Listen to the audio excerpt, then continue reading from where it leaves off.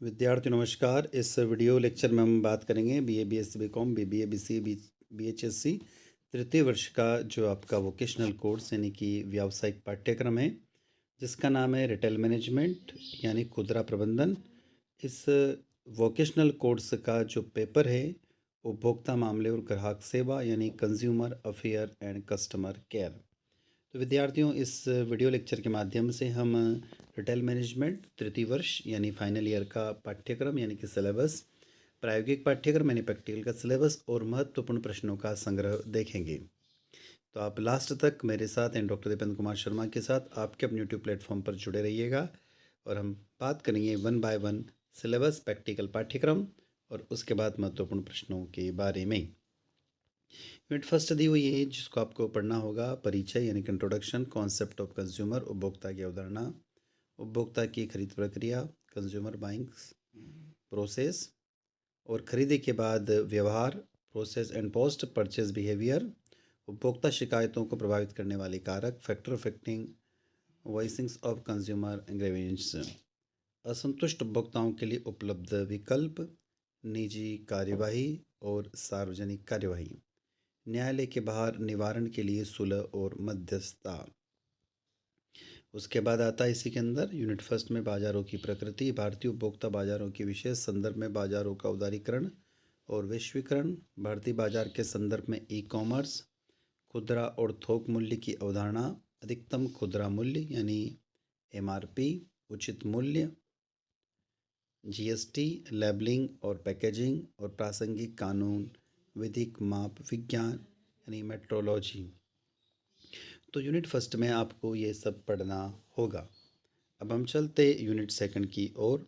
Unit second में दिया हुआ है उपभोक्ता संरक्षण में उद्योग नियामकों की भूमिका, role of industrial regulation in the consumer protection. दूसरा पढ़ना होगा आपको बैंकिंग आरबीआई और बैंकिंग लोकपाल, बैंकिंग आरबीआई एंड नेक्स्ट है बीमा आरडीआई और बीमा लोकपाल। नेक्स्ट है दूरसंचार ट्राई यानी टेली कम्युनिकेशन ट्राई, खाद्य उपभोक्ता यानी FSSAI, फूड प्रोडक्ट्स FSSAI, विद्युत आपूर्ति नियामक आयोग, electricity supply electricity regulation commission और रियल एस्टेट नियामक प्राधिकरण, रियल एस्टेट रेगुलेटरी अथॉरिटीज़। तो यूनिट सेकंड में आपको ये सिलेबस दिया हुआ है। यूनिट थर्ड में हमें पढ़ना होगा उपभोक्ता मामलों में समसामयिक मुद्दे, भारत में उपभोक्ता आंदोलन का विकास, उपभोक्ता संगठनों का गठन और उपभोक्ता संरक्षण में उनकी भूमिका, भ्रामक विज्ञापन और टिकाऊ खपत, राष्ट्रीय उपभोक्ता हेल्पलाइन, तुलनात्मक उत्पाद परीक्षण, सतत खपत और ऊर्जा रेटिंग। तो ये 3 यूनिट आपकी दी हुई है रिटेल मैनेजमेंट की तृतीय वर्ष में, ये आपको पढ़ना होगा। अब हम चलते हैं इसके प्रायोगिक पाठ्यक्रम की तरफ। ये प्रैक्टिकल आपको प्रैक्टिकल डायरी बनाना है, उसमें नोट डाउन करना होगा। सर्वोच्च न्यायालय राष्ट्रीय आयोग द्वारा उपभोक्ता संरक्षण कानून के तहत निर्णय लिए गए प्रमुख मामलों का विश्लेषण। सेकंड, चिकित्सकीय लापरवाही। तीसरा, बैंकिंग इंश्योरेंस बैंकिंग बीमा। चौथा, आवास और रियल एस्टेट। पांचवा, बिजली और दूरसंचार सेवाएं। छठा, शिक्षा यानी एजुकेशन। सातवां, दोषपूर्ण उत्पाद और आठवां, अनफेयर ट्रेड प्रैक्टिसेस यानी अनुचित व्यापार व्यवहार।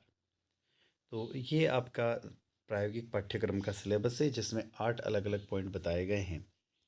तो अभी तक हम लोगों ने देखा आपका थ्योरी का सिलेबस और प्रैक्टिकल का सिलेबस।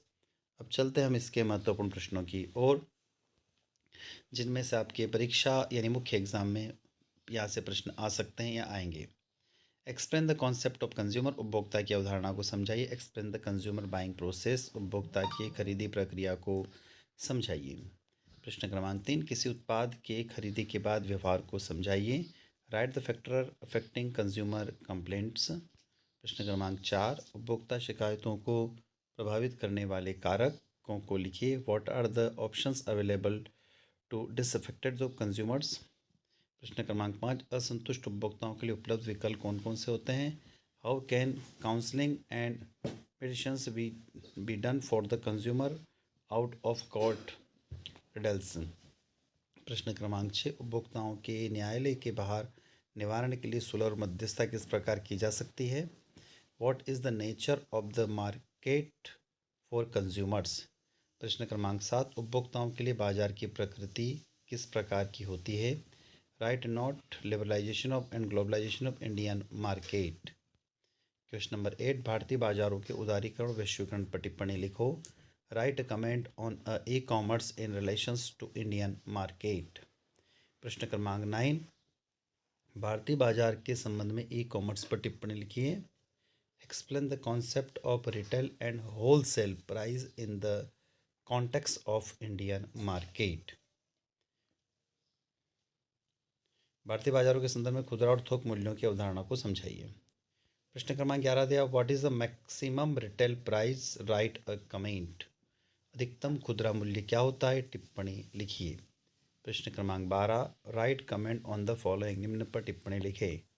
रिटेल प्राइस खुदरा मूल्य, फेयर प्राइस उचित मूल्य, GST labelling and packaging.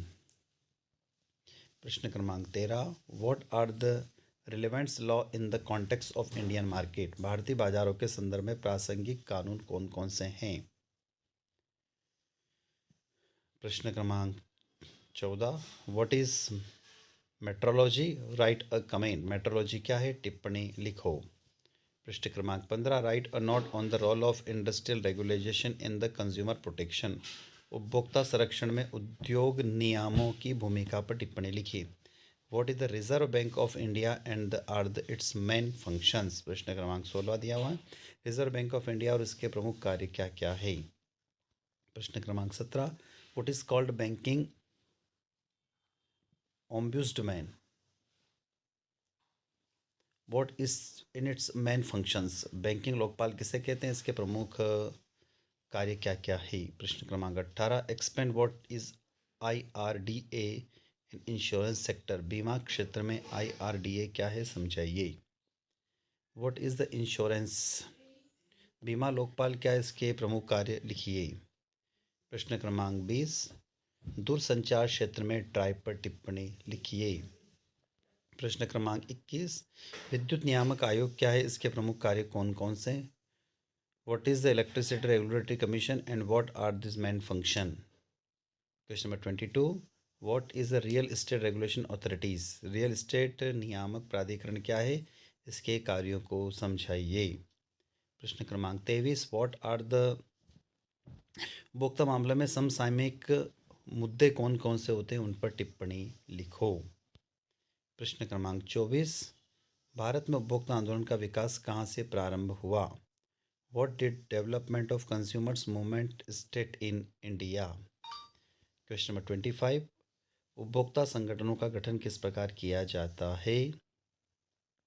How are consumer organisation formed? Question number 26, explain the role of consumer organisation in the consumer protection. उपभोक्ता संरक्षण में उपभोक्ता संगठनों की भूमिकाओं को समझाइए। प्रश्न क्रमांक 27, राष्ट्रीय उपभोक्ता हेल्पलाइन क्या है? इस पर टिप्पणी लिखो। Right a note on what is the national consumer helpline. Question number 28, what is energy rating? ऊर्जा रेटिंग क्या होती है? ऊर्जा रेटिंग को विद्यार्थियों स्टार में प्रदर्शित किया जाता है। प्रश्न क्रमांक 29, how is comparative product testing done? तुलनात्मक उत्पाद परीक्षण किस प्रकार किया जाता है? प्रश्न क्रमांक 30, explain what is the sustainability consumptions and energy rating? सतत खपत और ऊर्जा रेटिंग क्या है? समझाइए। प्रश्न क्रमांक 31, 31वां प्रश्न दिया हुआ है। खाद्य उत्पादन में FSSAI क्या है और इसके प्रमुख कार्य लिखिए। What is FSI in food production and right it's main functions. Question number 33, सर्वोच्च न्यायालय राष्ट्रीय आयोग द्वारा उपभोक्ता संरक्षण कानून के तहत निर्णय लिए गए प्रमुख मामलों का विश्लेषण करें। Analyse leading case decide under the consumer protection law by Supreme Court national commission. तो विद्यार्थियों, आप जुड़े हुए थे मेरे साथ एंड डॉक्टर दीपन कुमार शर्मा के साथ आपके अपने YouTube platform speed higher education से। आपका अपना एक यूट्यूब प्लेटफॉर्म है केमिस्ट्री बाय डी शर्मा। आप इस चैनल को भी सब्सक्राइब कीजिए और chemistry by D Sharma channel पर भी विजिट कीजिएगा। चैनल को सब्सक्राइब करिएगा, वीडियो अच्छा लगे तो लाइक करिएगा और अपने दोस्तों तक इसको शेयर करना ना भूलें। तो ये था हमारा रिटेल मैनेजमेंट का तृतीय वर्ष यानी फाइनल ईयर का पाठ्यक्रम। प्रैक्टिकल का सिलेबस और महत्वपूर्ण प्रश्नों का संग्रह। आई होप ये वीडियो लेक्चर आप लोग को अच्छा लगा होगा। अच्छा लगता है तो वीडियो को लाइक अवश्य करिएगा और साथ में अपने दोस्तों को शेयर करते कीजिएगा। इसी के साथ हम आपसे विदा लेते हैं। जय हिंद, जय भारत।